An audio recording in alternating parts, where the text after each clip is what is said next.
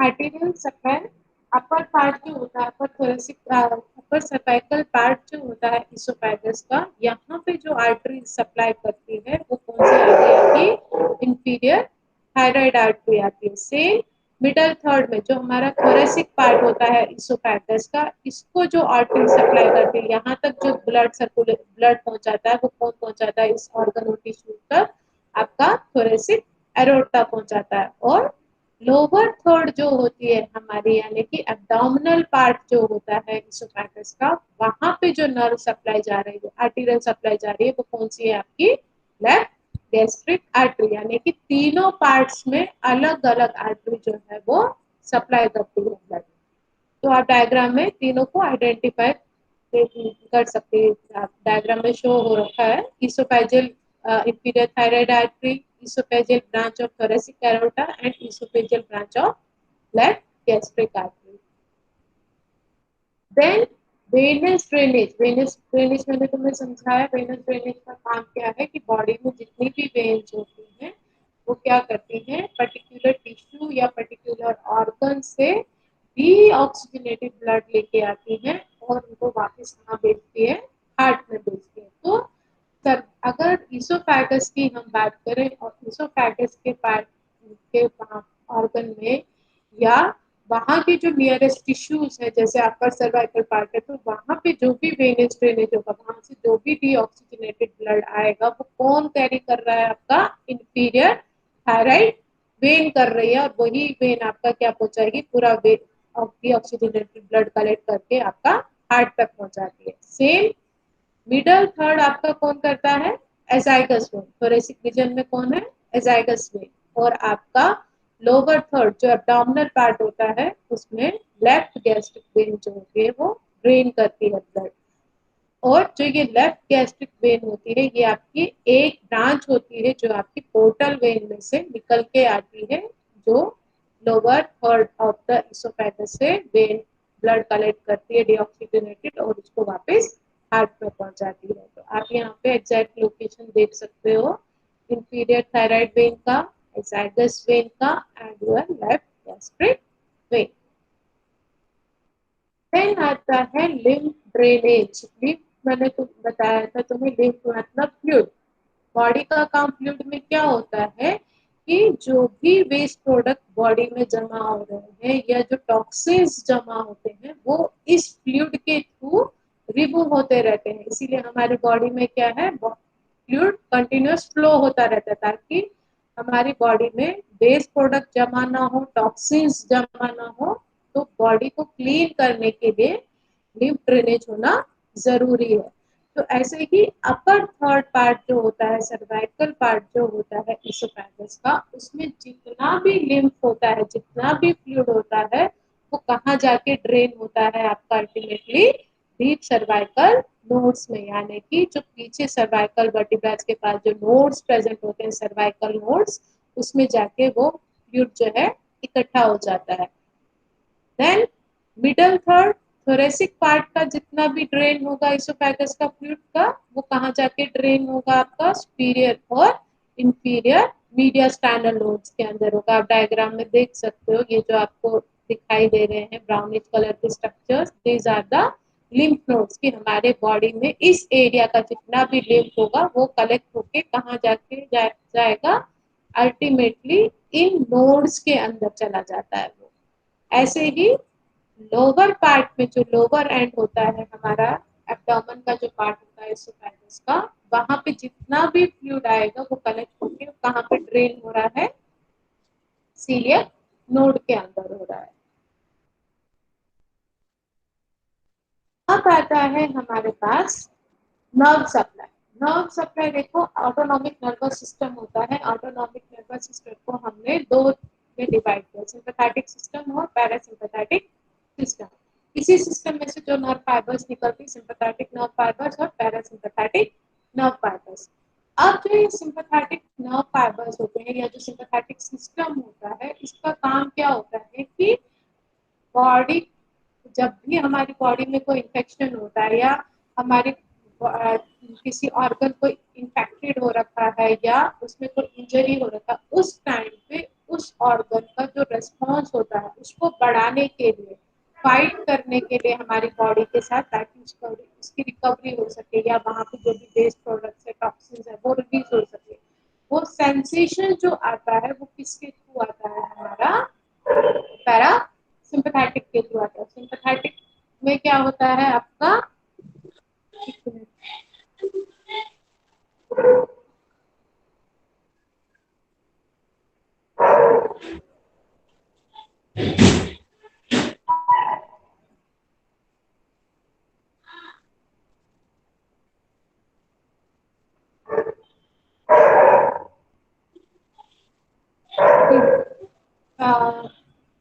Sorry, sympathetic में मतलब होता है कि बॉडी का इनवॉलंटरी रेस्पॉन्स, कोई भी इन्फेक्शन वगैरह हो गया या बॉडी में कहीं इंजरी हो गई, उस टाइम पे हमारी बॉडी को किस तरह से फाइट करना है, उसके जो भी सेंसेशन होते हैं वो सिंपैथेटिक कैरी करते हैं। पैरासिम्पैथेटिक मतलब किस टाइम कैसे हमें ऑर्गन को रिलैक्स पोजीशन में रखना है, पूरा बॉडी का जो फंक्शन है वो नॉर्मली होता रहे, मेटाबॉलिज्म नॉर्मली चलता रहे, वो कौन कैरी करता है, आपका पैरासिम्पैथेटिक। तो ईसोफैगस को जो सप्लाई जाती है वो दोनों सप्लाई करते हैं। सिंपैथेटिक फाइबर्स, दैट मीन्स कि जो सिंपैथेटिक नर्व फाइबर्स है वो कहाँ से निकल रही है, सिंपैथेटिक ट्रंक से। जो सिंपैथेटिक नर्वस सिस्टम है वहां पे बहुत सारे नर्व्स का गुच्छा बना हुआ होता है, उसी में से नर्व फाइबर्स निकलती हैं जो आपके ईसोफेगस तक जाती है, सप्लाई करती है उसको। जो पैरासिम्पैथेटिक होती है वो कहाँ से आती है, आपकी वेगस नर्व। वेगस नर्व क्या है, आपकी 10th क्रेनियल नर्व होती है। हमारी बॉडी के अंदर टोटल 12 क्रेनियल नर्व होती है। जो 10th क्रेनियल नर्व होती है वो आपकी कौन सी है, वेगस नर्व होती है। इनका काम क्या होता है, सेंसेशंस को कैरी करना, ठीक है। तो हमारे ईसोफेगस में जो पैरासिम्पैथेटिक नर्व सप्लाई होता है वो कहाँ से आता है, हमारे जो बॉडी में मेन नर्व होती है वेगस नर्व, वहां से आता है। Inferior to the root of the lungs the vagus nerve join to the sympathetic nerves to form the oesophageal plexus. वो क्या कह रहे हैं कि लंग्स के पास, लंग्स के अगर हम इंफीरियर साइड में देखें, नीचे की तरफ देखें अगर लंग्स के, तो वहां पे जो ये वेगस नर्व होती है ये, मैम आपकी आवाज क्लियर नहीं आती। एक मिनट, अभी आ रही है, तेज नहीं आती मैम। नहीं आती है।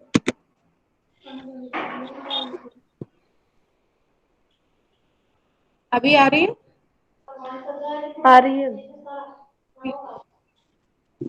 तो लंग्स का जो इंफीरियर पार्ट होता है वहां पे ये जो वेगस नर्व होती है ये किसके साथ ज्वाइन हो जाती है, आपके सिंपैथेटिक नर्व्स के साथ ज्वाइन होती है, और वो क्या बनाते हैं, ईसोफेजियल प्लेक्सिस बनाते हैं। ईसोफेगस प्लेक्सिस मतलब एक गुच्छा बनाते हैं वहाँ ईसोफेगस रीजन में, और वहां से बहुत सारे नर्व्स जो है वो निकलती है। दैट मीन्स दो नर्व्स निकलेगी, लेफ्ट वेगस नर्व जो कि ईसोफेगस के एंटीरियर पार्ट को सप्लाई करती है, और राइट वेगस नर्व जो ईसोफेगस के पोस्टीरियर पार्ट को सप्लाई करती है। तो नर्व सप्लाई की अगर हम बात करें, ईसोफेगस को दोनों फाइबर्स सप्लाई करते हैं, सिंपैथेटिक फाइबर्स भी सप्लाई करते हैं और पैरासिम्पैथेटिक भी करते हैं। पैरासिम्पैथेटिक का काम क्या है कि ईसोफेगस का फंक्शन नॉर्मली होता रहे, उसको रिलैक्सिंग स्टेट में रखना, काम स्टेट में रखना।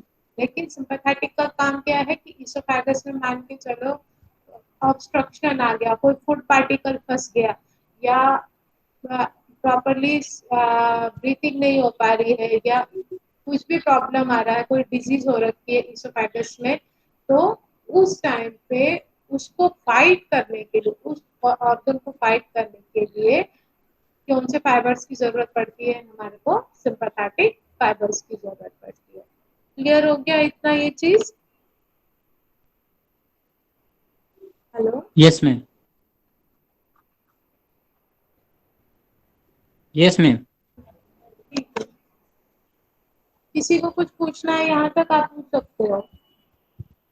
किसी को कोई टॉपिक समझना है, कोई चीज सही समझ में आई है, पूछो।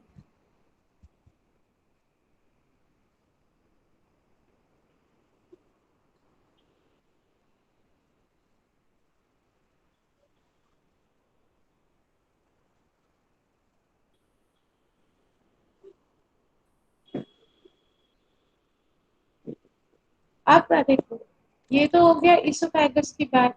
अब आता है हमारे पास next abdominal cavity. Abdominal cavity क्या होता है? हमारी बॉडी के अंदर एक लार्ज कैविटी होती है, ठीक है। और ये जो लार्ज कैविटी होती है, ये एक्चुअली किसका पार्ट होता है? आपका एब्डोमिनो पेल्विक कैविटी का ही पार्ट होता है। जो कहाँ पे लोकेटेड होती है? जो एब्डोमिनल कैविटी होती है आपकी below the thoracic cavity and above the pelvic cavity.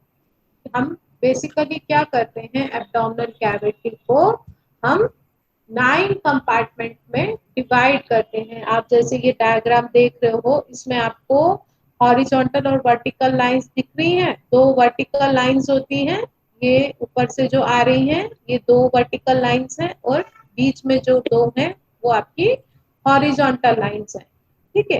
तो दो वर्टिकल और दो हॉरिजॉन्टल लाइंस के ड्रॉ करके हम क्या करते हैं? एब्डोमिनल कैविटी को 9 कंपार्टमेंट्स के अंदर डिवाइड करते हैं। क्यों डिवाइड करते हैं? क्योंकि अगर हम इसमें किसी भी पार्ट में पेन है, अब मान के चलो एक पर्सन है जिसकी राइट किडनी में पेन, तो राइट किडनी का पेन हमेशा कहाँ जाएगा? बैक में रेफर्ड होगा। तो वो हम कैसे जज कर सकते हैं? इस एब्डोमिनल कैविटी के थ्रू। तो हमने क्या किया है? एब्डोमिनल कैविटी के थ्रू हमने पूरे एब्डोमेन और पेल्विक एरिया को 9 कंपार्टमेंट के अंदर डिवाइड किया है। तो आप यहाँ देख सकते हो, राइट हाइपोकॉन्ड्रियम आएगा, बीच में एपिगैस्ट्रिक रीजन आएगा। एपिगैस्ट्रिक रीजन मतलब आपका इसोफेगस और आपका स्टोमक का पार्ट, ठीक है। आप देखना, कभी पर्सन अगर कंप्लेंट लेके आता है कि हाँ मुझे एसिडिटी वगैरह हो रही है, तो डॉक्टर क्या करते हैं? जब उसके एब्डोमेन को पैल्पेट करते हैं तो स्टोमक से कहाँ की तरफ लेके जाते हैं? लिवर की तरफ आते हैं, ठीक है। राइट साइड की तरफ आते हैं या लेफ्ट साइड पैल्पेट करके देखते हैं। वो किस लिए? कि स्टोमक में अगर पेन हो रहा है तो उसका रेकॉर्ड में कौन कौन से ऑर्गन में जा रहा है, तो इससे हम इजीली एसेस कर सकते हैं कि इन एरियाज में पेन जा रहा है, तो हमें डायग्नोसिस करने के लिए इजी हो जाता है। तो राइट हाइपोकॉन्ड्रियम आएगा फर्स्ट कंपार्ट, देन एपिगैस्ट्रिक रीजन आता है, फिर आपका लेफ्ट हाइपोकॉन्ड्रियम आता है। नीचे राइट फ्लैंक आता है, अम्बिलिकल रीजन आता है, लेफ्ट फ्लैंक आता है, और नीचे आपका राइट ग्रोइंग रीजन आता है, और बीच में प्यूबिक रीजन यानी पेल्विस का रीजन आता है, और लेफ्ट साइड में आपका लेफ्ट ग्रोइंग रीजन आता है। तो ये हमारा क्या हो गया कि एब्डोमिनल कैविटीज को हम on the basis of the two planes, vertical plane and horizontal plane में हम क्या कर सकते हैं? बॉडी को 9 कंपार्टमेंट्स के अंदर डिवाइड कर सकते हैं। क्लियर हो गया ये चीज? Yes ma'am. ये देखो, इसमें आपको और क्लियरली दिख जाएगा। अम्बिलिकल रीजन है, अब देखो अम्बिलिकल रीजन में आप हो रहा है तो उसका पेन आपका रेफर्ड होके कहाँ जाएगा? लेफ्ट लंबर रीजन में। आपको कंप्लेंट क्या आएगी कि मेरे कमर में, लेफ्ट हिस्से के कमर में दर्द हो रहा है, तो वो किसकी वजह से हो सकता है? हो सकता है कि अम्बिलिकल रीजन के पास जो ऑर्गन प्रेजेंट है उसमें कुछ प्रॉब्लम हो, तभी आपका पेन रेफर्ड होके लेफ्ट लंबर रीजन में जा रहा है।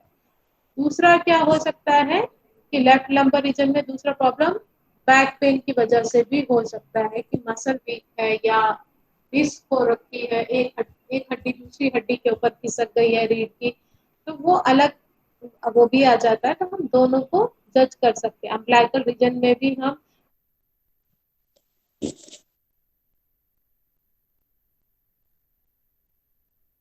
सकते हैं या अल्ट्रासोनोग्राफी कर सकते हैं, तो उससे हम डायग्नोज कर सकते हैं। देन अब आता है हमारे पास next is your stomach. Oesophagus clear हो गया। अब नेक्स्ट हमारा एलिमेंट्री कैनाल का एक और पार्ट आता है, that is your stomach. Stomach क्या है? आप इस डायग्राम में देखो, एग्जैक्ट लोकेशन आप जज करो। एपिगैस्ट्रिक रीजन दिखाई दे रहा है और अम्बिलिकल रीजन दिखाई दे रहा है। इन दोनों रीजन्स के बीच में ये जो स्ट्रक्चर आपको दिखाई दे रहा है, जहां मैं कर्सर को मूव कर रही हूँ, this is your stomach. Clear? Stomach. तो स्टोमक क्या होता है? आपका डायलेटेड पार्ट होता है। डायलेटेड मतलब वाइड पार्ट, जो डायलेट हो जाए, जो फूल जाए। ठीक है? आप कुछ नहीं खाओगे तो क्या होगा? स्टोमक एकदम सिकुड़ जाएगा। कुछ खाओगे तो क्या हो जाता है? एकदम पेट भारी भारी हो जाता है, यानी कि स्टोमक डायलेट हो जाता है। जब डाइजेशन प्रोसेस कंप्लीट होता है तो स्टोमक वापस से अपने नॉर्मल पोजीशन में आता है। तो इसीलिए क्या बोला गया है कि जो स्टोमक पार्ट होता है वो डायलेटेड पार्ट होता है किसका? एलिमेंट्री कैनाल का। और इसके लोकेशन की अगर हम बात करें कि ये बॉडी में कहाँ पे लाई करता है, in the upper part of the abdomen. देखो, दो हिस्से होते हैं एब्डोमेन के, अपर एब्डोमेन और lower abdomen. Lower abdomen means हमारा बिलो द अम्बिलिकल रीजन, और अगर अम्बिलिकल रीजन से अबो है that is your upper abdomen part. तो जो स्टोमक होता है वो हमारा कहाँ पे लोकेटेड होता है? In the upper part of the abdomen में प्रेजेंट होता है। ठीक है? इसकी एग्जैक्ट लोकेशन अपर पार्ट में होती है। It extend from beneath the left coastal margin. वो क्या कह रहा है कि इसका स्ट्रक्चर देखो, ये जो आपको ऊपर दिखाई दे रहे हैं ये क्या है? ये रिब्स हैं। ये जो हमारी लोअर रिब्स होती है, लेफ्ट साइड की जो लोअर रिब्स होती हैं उसके नीचे से ये स्टार्ट होता है। एक्सटेंड इसका कहाँ से? नीचे लोअर रिब्स से ये स्टार्ट होता है एपिगैस्ट्रिक रीजन, और कहाँ तक जाता है? पूरा हमारा अम्बिलिकल रीजन तक जाता है। यानी कि एपिगैस्ट्रिक रीजन से स्टार्ट हुआ, हमारे सॉरी लोअर गैस जो लेफ्ट कोस्टल मार्जिन है उसके नीचे से स्टार्ट होता है, एपिगैस्ट्रिक रीजन में जाता है, और एपिगैस्ट्रिक रीजन से आगे पूरा अम्बिलिकल रीजन तक कंप्लीटली इस एरिया के अंदर हमारा कौन सा स्ट्रक्चर लाई करता है? आपका स्टोमक लाई करता है। और जो आप डायग्राम में देख रहे हो कि हमारा जो स्टोमक है ये किससे कवर्ड है? ऊपर इसके क्या है? ये रिब्स प्रेजेंट है। ये रिब्स क्या करते हैं? इसको स्टोमक को बचा के रखते हैं कि इसके ऊपर कोई भी इंजरी ना हो, इसको कोई डैमेज ना हो। तो इसको प्रोटेक्ट करने के लिए ऊपर हमारे बॉडी का कौन सा पार्ट होता है? रिब्स होता है, जो स्टोमक को प्रोटेक्ट करके रखता है। और इसका शेप की अगर हम बात करें, आपने जैसे इसोफेगस देखा था, इसोफेगस की शेप कैसी थी? एक ट्यूब लाइक शेप थी। सेम इस स्टोमक की अगर हम बात करें, ये कैसे होता है? जैसे जे अल्फाबेट होता है, सेम जे शेप में ही हमारी बॉडी में स्टोमक जो है वो प्रेजेंट होता है। लेकिन इसकी शेप कैसे होती है? जे अल्फाबेट जैसी होती है। तो स्टोमक क्या है? हमारे जीआईटी ट्रैक्ट का या हमारे एलिमेंट्री कैनाल का एक डायलेटेड पार्ट होता है। डायलेट मतलब फूलना। ठीक है? फूल जाता है ये। देन अगर हम इसके लोकेशन की बात करें बॉडी में, एग्जैक्ट ये प्लेस कहाँ पे होता है? हमारे अपर एब्डोमेन में, यानी कि अम्बिलिकल रीजन के ऊपर वाला पार्ट जो अपर एब्डोमेन होता है वहां पे हमारा स्टोमक जो है वो लाई करता है। और इसके पोर्स की अगर हम बात करें कि ये कौन कौन से एरिया में ये प्रेजेंट होता है, स्टोमक कितने एरिया को ये ऑक्युपाई करता है, तो हम देख सकते हैं डायग्राम के अंदर कि इसने कोस्टल मार्जिन मतलब रिब्स के पास का जो मार्जिन है, लोअर रिब्स के पास का जो मार्जिन है, वहां से स्टार्ट होता है ये। ठीक है? क्योंकि यहाँ पे ये इसोफेगस के साथ ज्वाइन करता है। इसोफेगस से ज्वाइन होने के बाद ये आगे एपिगैस्ट्रिक रीजन में जाता है, और एपिगैस्ट्रिक से आगे कंटिन्यू होके अम्बिलिकल रीजन में जाता है। यानी कि इसने क्या किया? दो रीजन्स को ऑक्युपाई किया, एक एपिगैस्ट्रिक रीजन को भी ऑक्युपाई किया और आपका अम्बिलिकल रीजन को ऑक्युपाई किया। तो इन दोनों रीजन्स में हमारा स्टोमक जो है वो प्रेजेंट होता है। ठीक है? और इसके ऊपर इसकी प्रोटेक्शन के लिए जो कवरिंग होती है वो आपकी कौन सी होती है? लोअर रिब्स होते हैं, जो इसको प्रोटेक्ट करके रखती है कि स्टोमक डैमेज ना हो। और इसकी शेप की अगर हम बात करें, दिखने में कैसा होता है? ये जे शेप में, जैसे जे अल्फाबेट होता है सेम स्टोमक की भी शेप वैसी ही होती है। ऐसे हमारे ऑर्गन डिफरेंट डिफरेंट। किडनी की अगर हम बात करें, किडनी दिखने में कैसा होता है, जैसे बीन्स बीन्स होते हैं, बीन्स की शेप में होते हैं, ठीक है। तो ऐसे डिफरेंट डिफरेंट ऑर्गन्स का अपना अलग अलग शेप है। ये चीज समझ में आ गई थी? हेलो। Yes, ma'am.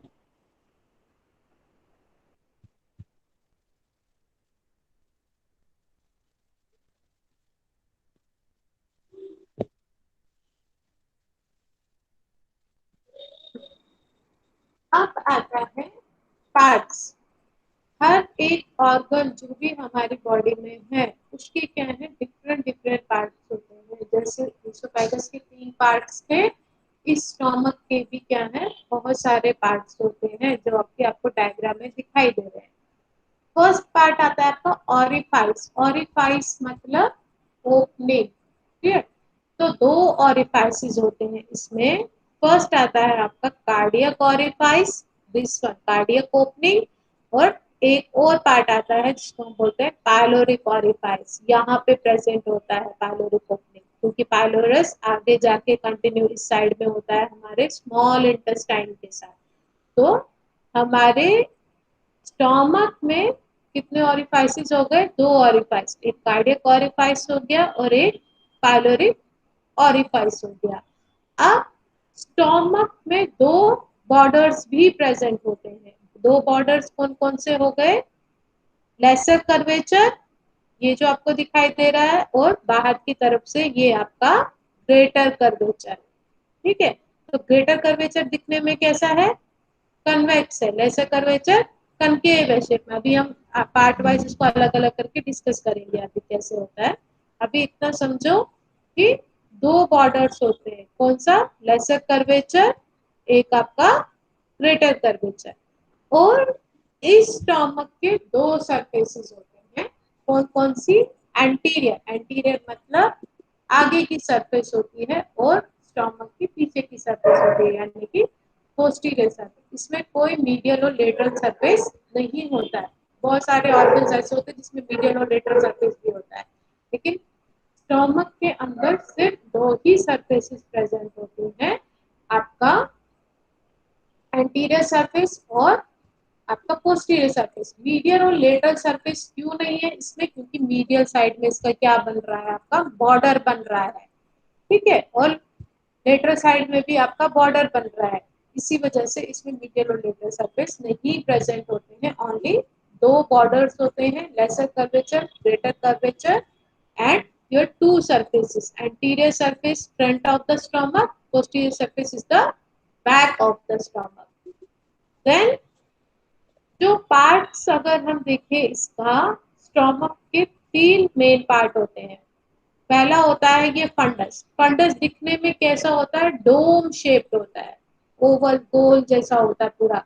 और इस फंडस के अंदर आपका क्या प्रेजेंट होता है, पूरा टाइम ये गैस से ही भरा रहता है।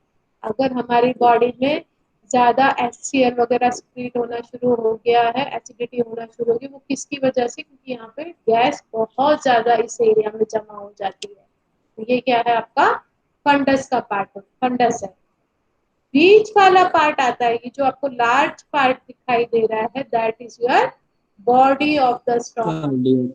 बॉडी आपका किसके बीच में लाई करती है, फंडस और जो हमारा पायलोरस एंड होता है, इन दोनों के बीच में ये जो वाइड स्ट्रक्चर आपको नजर आ रहा है, ये बिग स्ट्रक्चर जो आपको नजर आ रहा है, that is your body of the stomach.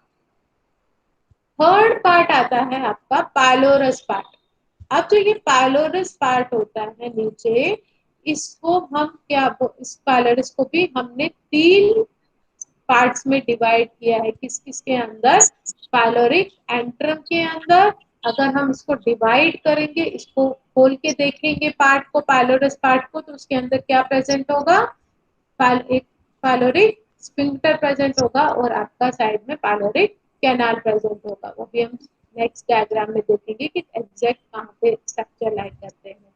तो पायलोरस के भी कितने पार्ट हो गए, 3 part, pyloric antrum, pyloric canal and your pyloric sphincter. तो ये सारे पार्ट्स मिला के आपका क्या बनाते हैं, स्टोमक। तो और ऑरिफाइस कितने हो गए आपके, दो orifice, cardiac orifice and your pyloric orifice. Then borders कितने हो गए, बॉर्डर्स भी हम इसको बोल सकते हैं या हम इसको कर्वेचर भी बोल सकते हैं कि स्टमक के अंदर दो कर्वेचर्स प्रेजेंट होते हैं, एक लेसर कर्वेचर होता है और एक ग्रेटर कर्वेचर ग्रेटर। होता है, राइट। अब देखो लेसर कर्वेचर के पास क्या दिखाई दे रहा है आपको, एक नॉच दिखाई दे रहा है। ये जो नॉच होता है ये कांस्टेंट नॉच होता है, यहाँ पे एक गड्ढा नॉच सा बना हुआ होता है जिसको हम क्या बोलते हैं, इंसुरा एंगुलरिस बोलते हैं। इस पार्ट का नाम क्या है, इंसुरा एंगुलरिस। ये क्या है, एक नॉच होता है जो आपके लेसर कर्वेचर में प्रेजेंट होता है नीचे की तरफ में। और पार्ट्स में तीन मेन पार्ट होते हैं, फंडस, बॉडी और पाइलोरस। पाइलोरस को भी हमने फर्दर तीन पार्ट में डिवाइड किया है, एंट्रम के अंदर, कैनाल के अंदर और आपका स्फिंक्टर के अंदर।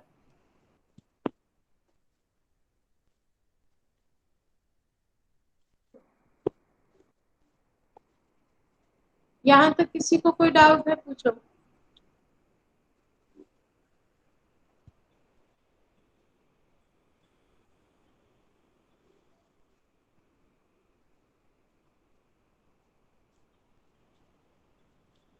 मैम एक बार पीछे वाली स्लाइड दिखाओ।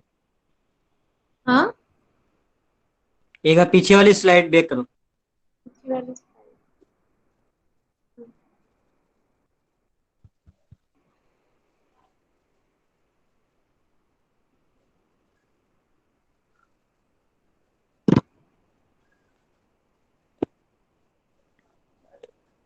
Okay ma'am.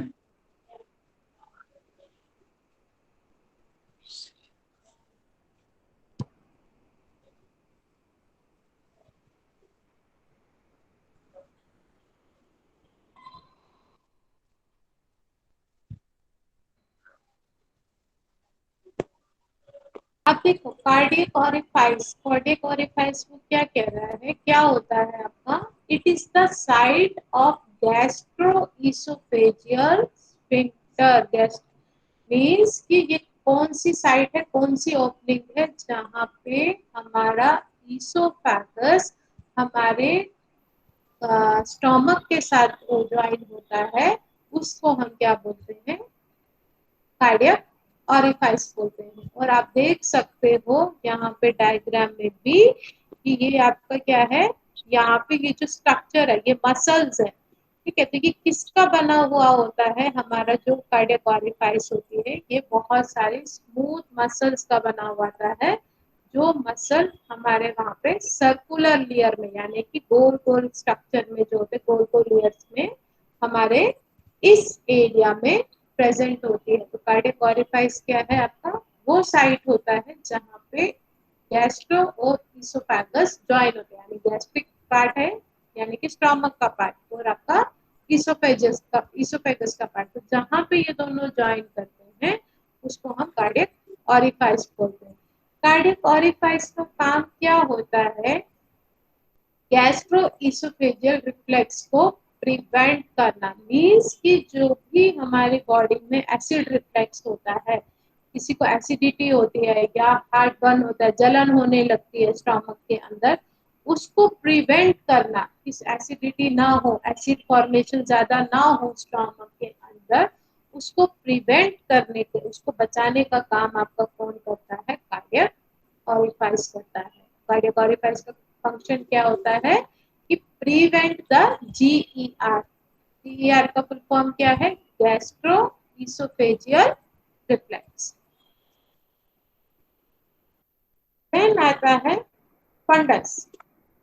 फंडस में आप देख सकते हो स्ट्रक्चर आपको किस तरह का दिखाई दे रहा है, डोम शेप, एकदम उठा हुआ, जैसे डोम नहीं होता ऊपर, आप देखा होगा कभी, जैसे कोई बिल्डिंग्स वगैरह बनती है और एकदम पूरा ऊपर ऐसे जो गोल गोल सा बनाया हुआ होता है ऊपर, और ऊपर हम लोग फ्लैग वगैरह, ये जो ट्रस्ट का जो भी फ्लैग होता है वो उसके ऊपर लगा देते हैं, तो या हाँ टॉप आप बोल सकते हो, जैसे मंदिरों के अंदर ऊपर एकदम टॉप गोल सा बनाया जाता है और उसके ऊपर वो झंडा फंसाया जाता है, सेम फंडस हिंदी की, में गुम्बद बोलते हैं उसे।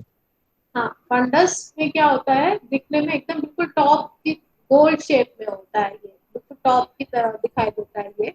और ये कहाँ पे लोकेटेड होता है, आप देख सकते हो, ये कार्डियक ऑरिफाइस है, तो कार्डियक ऑरिफाइस के लेफ्ट साइड में, ये लेफ्ट साइड है, ये राइट साइड है, तो लेफ्ट साइड में आपका फंडस जो है वो लोकेटेड होता है।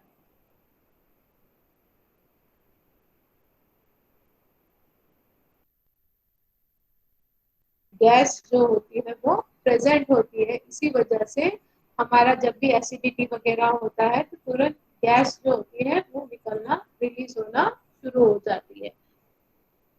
देन अगर हम इसका एक्सरे निकालेंगे, फंडस, अगर हम स्टमक का एक्सरे निकालेंगे तो वो हमें ब्लैक ही दिखाई देगा। फंडस का पार्ट हमें ब्लैक क्यों दिखाई देगा, because it is a full of gas, so that's why it look like it is black in color। अगर हम इसको निकालेंगे एक्सरे में तो ब्लैक कलर का दिखाई देगा। नेक्स्ट आता है बॉडी। बॉडी आप देख सकते हो, ये बीच का पार्ट है, मैंने आपको बता ही दिया कि ये कहाँ से स्टार्ट हुआ, फंडस से स्टार्ट होता है, फंडस के लेवल से, और कहाँ तक प्रेजेंट होता है, जो लेसर कर्वेचर में जो कांस्टेंट नॉच होता है जिसको हम एंगुला इंसुलरिस बोलते हैं। दैट मीन्स ये जो आपको डॉटेड लाइन दिखाई दे रही है, इस डॉटेड लाइन से लेके नीचे एंगुलर इंसुलरिस तक का जो डॉटेड लाइन है, इसके बीच का जो ये पार्ट आपको दिखाई दे रहा है, that is the body of the stomach.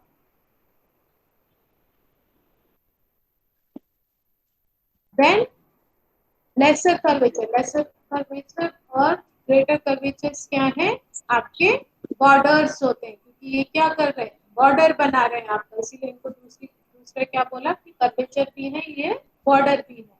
तो लेसर कर्वेचर आप देख सकते हो, ये हमारा स्टोमक का पार्ट है, तो लेसर कर्वेचर क्या बनाता है, आपके स्टोमक का राइट बॉर्डर बनाता है, और ग्रेटर कर्वेचर, ये पीछे ग्रेटर कर्वेचर है, ये हमारा लेफ्ट बॉर्डर बनाता है स्टोमक का।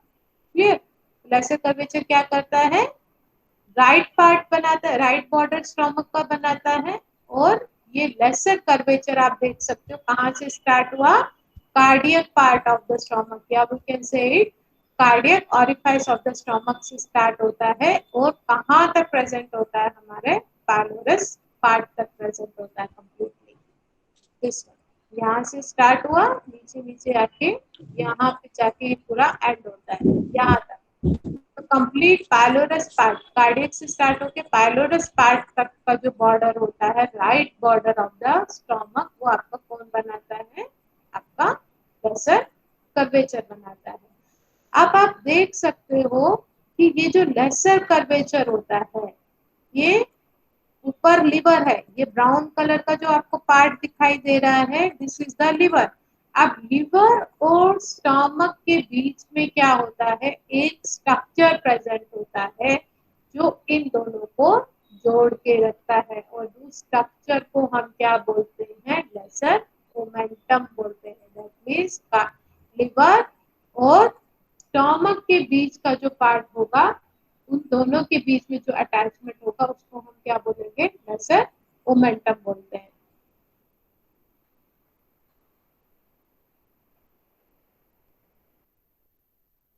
देन ग्रेटर कर्वेचर की अगर हम बात करें, ग्रेटर कर्वेचर क्या बना रहा था, लेफ्ट बॉर्डर बना रहा था स्टोमक का।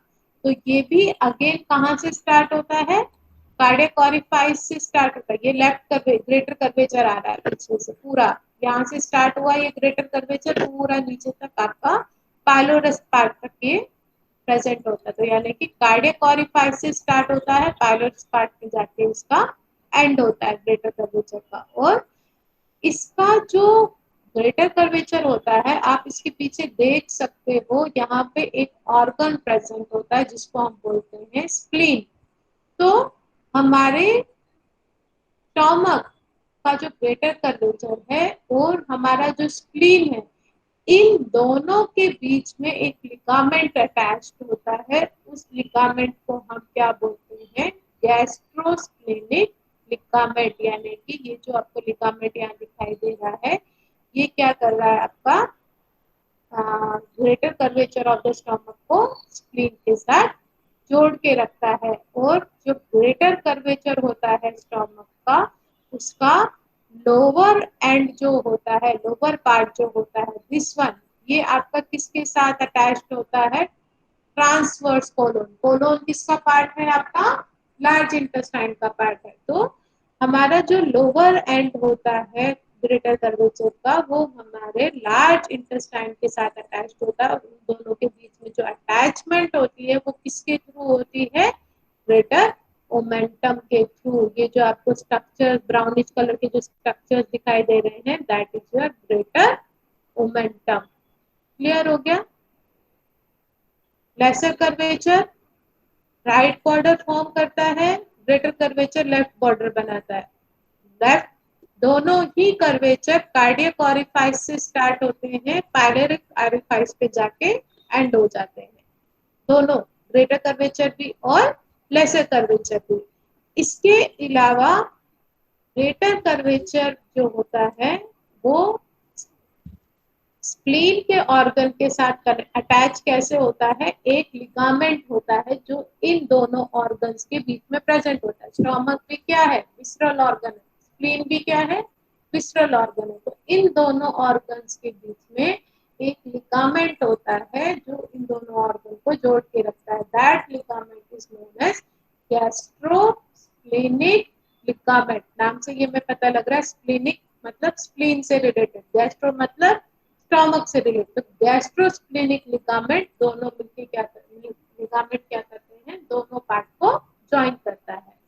और ग्रेटर कर्वेचर में अगर हम देखें कि जो इसका लोअर पार्ट होता है वो किसके साथ अटैच्ड होता है? आपका ट्रांसवर्स कोलोन के साथ अटैच्ड होता है। Transverse colon, it is the part of the large intestine. तो ग्रेटर कर्वेचर और लार्ज इंटेस्टाइन के बीच में जो अटैचमेंट होता है उसको हम क्या बोलते हैं? ग्रेटर ओमेंटम बोलते हैं। ऐसे ही आपका lesser curvature of the stomach और आपका लिवर के बीच में जो लिगामेंट अटैच होता है, that ligament is your falciform ligament. तो आपका सॉरी, अटैचमेंट आपका लेसर कर्वेचर और आपका लिवर के बीच में जो अटैचमेंट होता है, that is with the lesser omentum.